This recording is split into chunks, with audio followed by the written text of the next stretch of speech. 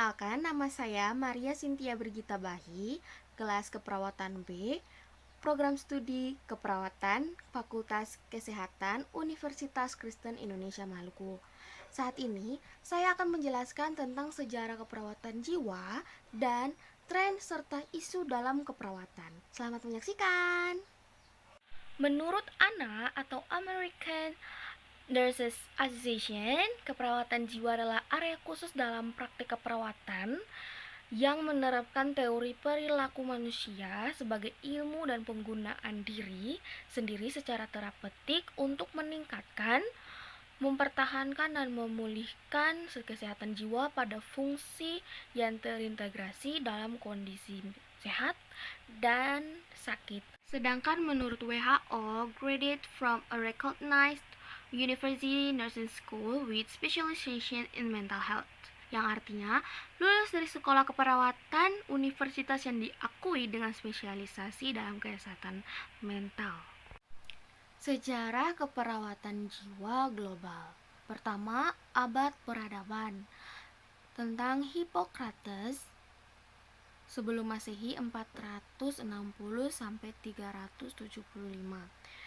Beliau mengatakan penyakit gangguan jiwa menggambarkan gangguan 4 komponen cairan tubuh atau hormon, yaitu panas, dingin, kering, dan lembab. Sedangkan Aristoteles 382 sampai 322 sebelum Masehi, pikiran dikaitkan dengan hati. Sedangkan untuk Galens 200 sampai 130 sebelum Masehi, gangguan emosional dan mental dikaitkan dengan otak. Sejarah keperawatan jiwa global yang kedua pada abad pertengahan hingga tahun 1773. Perlakuan manusia terhadap orang yang sakit jiwa mengalami kemunduran karena individu yang sakit jiwa dikucilkan dari masyarakat dan dikurung di rumah sakit jiwa atau institut, atau pemikiran mereka yaitu gangguan jiwa seperti kerasukan setan. Sedangkan rumah sakit jiwa pertama yaitu Rumah Sakit Kerajaan Bethlehem dibuka di Inggris pada 1403. Diucapkan Bethlehem, nama itu melambangkan perlakuan tidak manusiawi kepada orang dengan gangguan jiwa.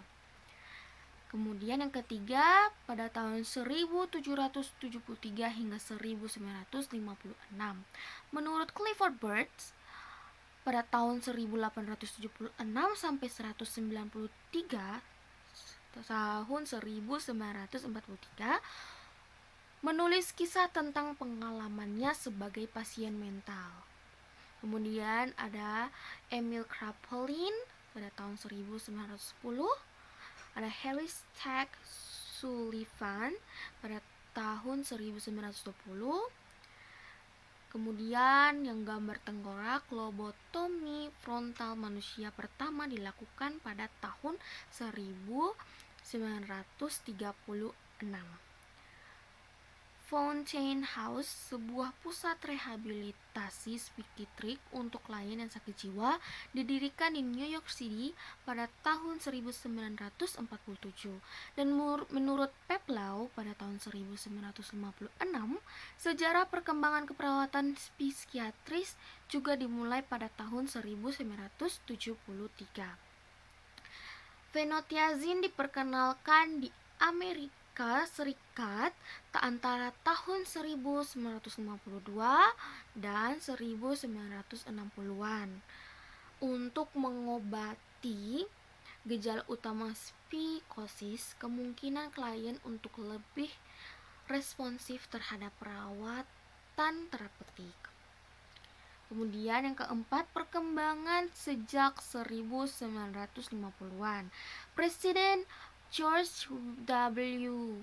Bush, ya seperti itu, pada tahun 2002 memerintahkan untuk mempromosikan peningkatan akses ke pendidikan dan kesempatan kerja bagi orang-orang dengan disabilitas kesehatan mental. Ini beritanya tentang the evolution of the role of the Psychiatric Mental Health Advanced Practice Registered Nurse in the United States. Sedangkan National Alliance for the Mentally Tree atau NAMI pada bulan Oktober 2002 menginisiasi untuk mempromosikan dan menginvestasi dalam recovery dan pencegahan ODJ atau orang dengan gangguan jiwa.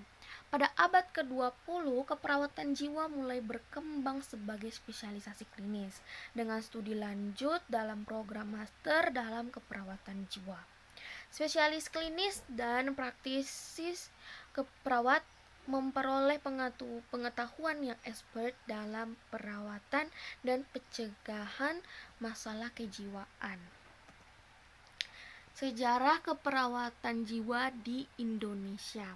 Pada penjajahan Belanda tahun 1799, pemerintah kolonial Belanda mendirikan Rumah Sakit Binnen Hospital di Jakarta. Tujuannya untuk memelihara kesehatan staf dan tentara Belanda. Tidak ada perkembangan profesi keperawatan.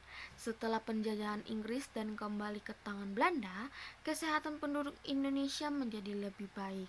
Didirikan Rumah Sakit Stad Verband di Glodok, Jakarta 1919.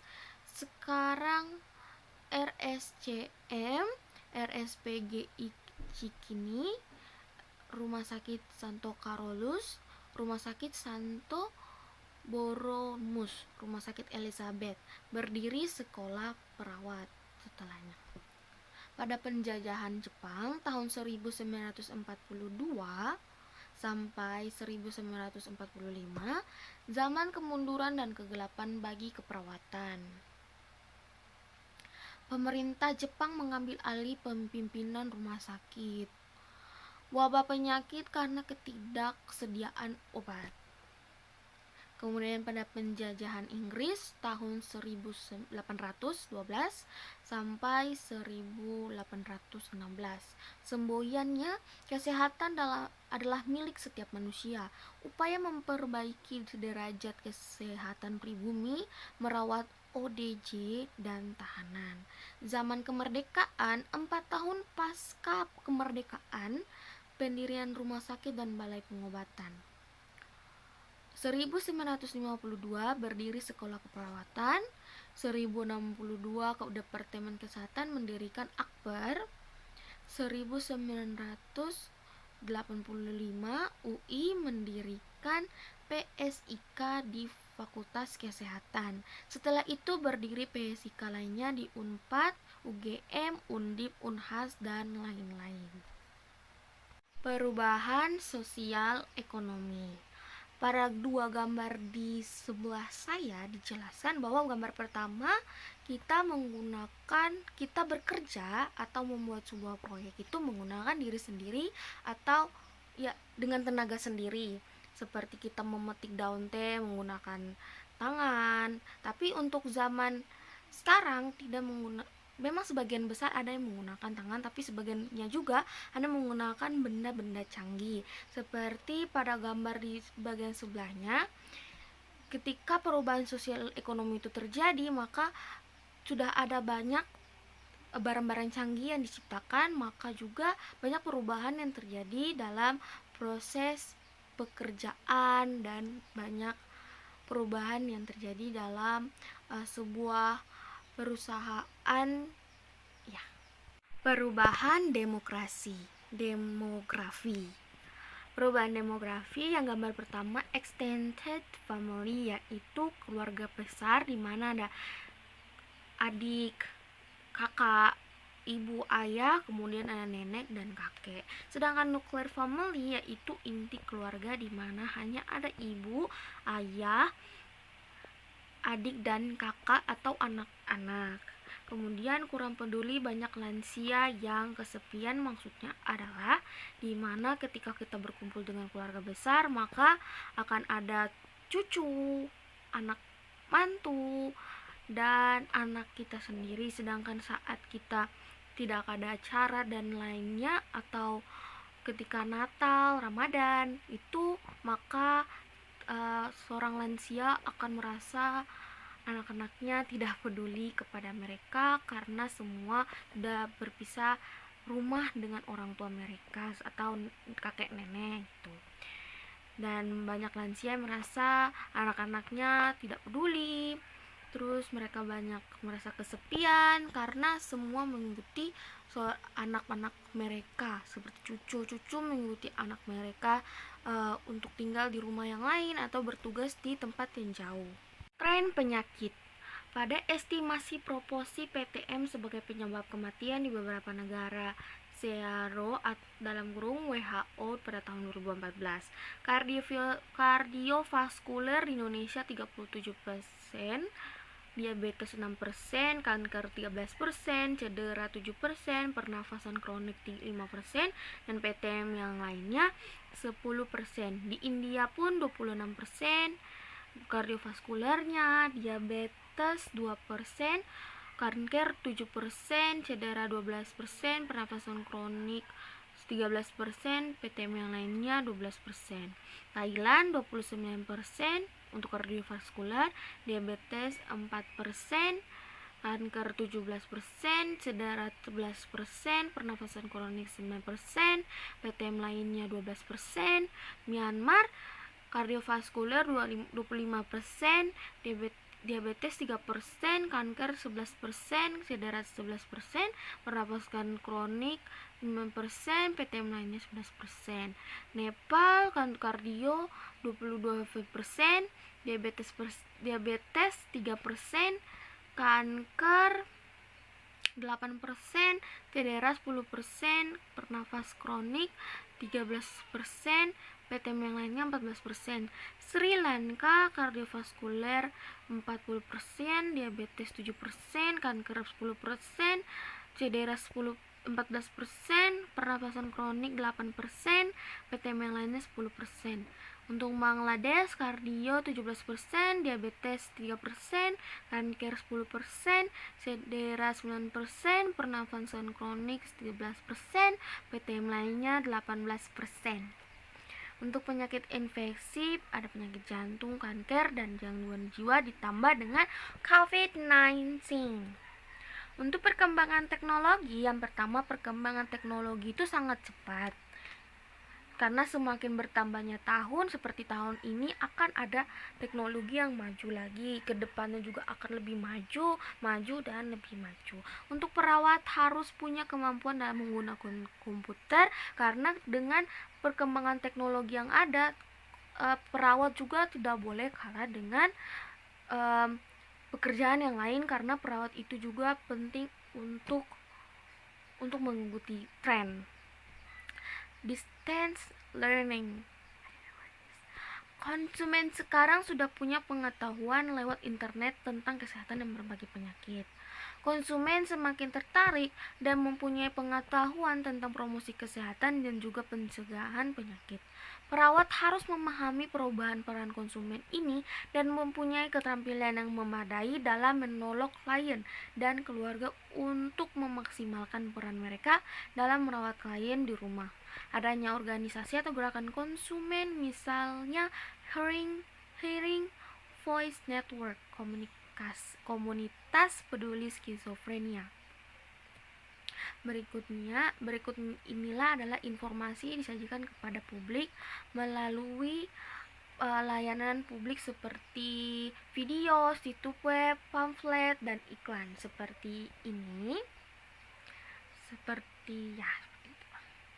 Kemudian NAMI, ini ada banyak sekali seperti web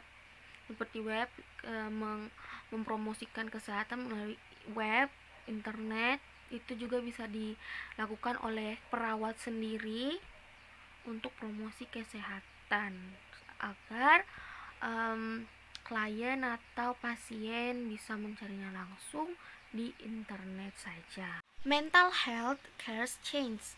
Meningkatnya jumlah gangguan jiwa setiap tahunnya. Need to maintain mental health stability.